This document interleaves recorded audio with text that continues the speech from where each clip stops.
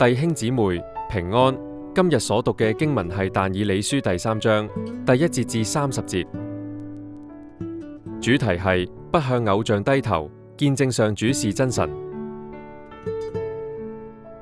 作者喺但以理書第3章記載，尼布甲尼撒王建造咗一座金像，命令所有嘅人一聽到樂器聲之後就要跪低拜金像。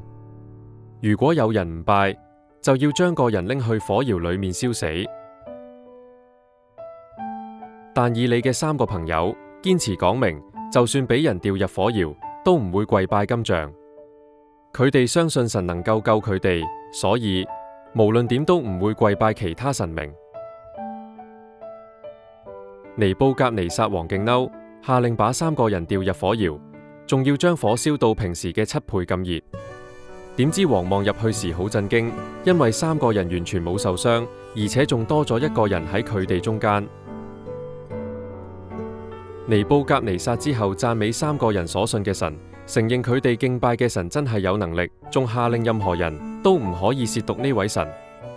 因為佢哋保持忠心，神保護咗佢哋，最後佢哋喺巴比倫仲升咗更高嘅職位。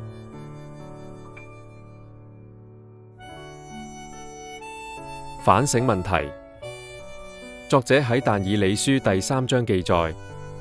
但以理嘅3個朋友堅持講明，就算俾人掉入火窯，都唔會跪拜金像。咁你面對信仰挑戰嘅時候，你能唔能夠好似佢哋3個咁堅定，唔會妥協呢？